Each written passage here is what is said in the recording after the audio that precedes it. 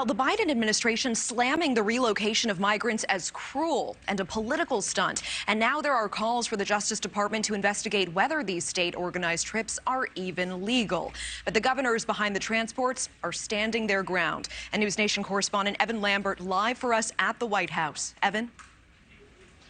Natasha, the White House today calling these trips photo ops, also saying that it's up to the Justice Department to determine if there's any kind of legal liability here.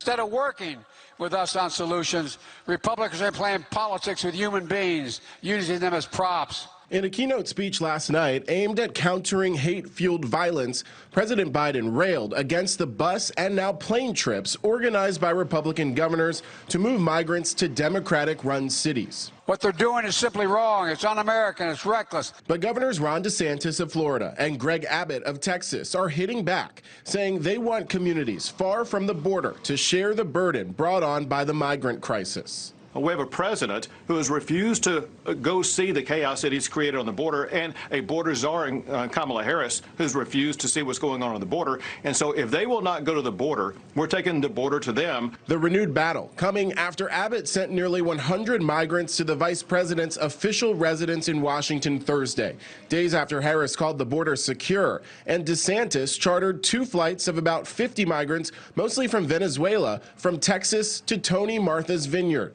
The buses and planes arriving with little to no notice to local and federal officials. They already bust them out. They're gone. They said we want everyone. No one's illegal, and they're gone within 48 hours. Several Democratic politicians now asking the Department of Justice to investigate after some migrants told reporters they weren't told where they were going or were promised they'd be cared for when the planes landed. They've gotten that support, but only after volunteers raced to get there. And Massachusetts Republican governor organized an emergency response and called up 125 National Guard members. In a letter to DOJ, DeSantis' former Democratic opponent for governor and current agriculture commissioner Nikki Fried called the flights, quote, political human trafficking. This types of actions, I believe, are going to be found to be illegal.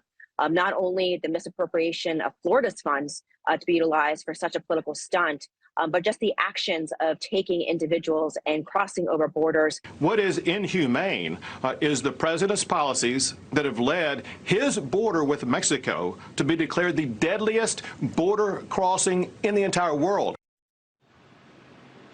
And yesterday, we did try to get some reaction from D.C.'s Mayor Muriel Bowser. She did not want to talk to us then, but she did speak to reporters at a gathering of mayors in Miami. Here's what she told NewsNation. We don't know how big this crisis could become. We know what they're dealing with on the southern border, but we also don't want to be in the middle of a political stunt that's really harming human beings. And Governor Abbott hinting that these trips may continue. Natasha? Right, Evan Lambert live for us in our nation's capital. Thank you. Thank you for watching. Go to newsnationnow.com to find NewsNation on your television provider. And don't forget to click the red subscribe button below to get more of NewsNation's fact-driven, unbiased coverage.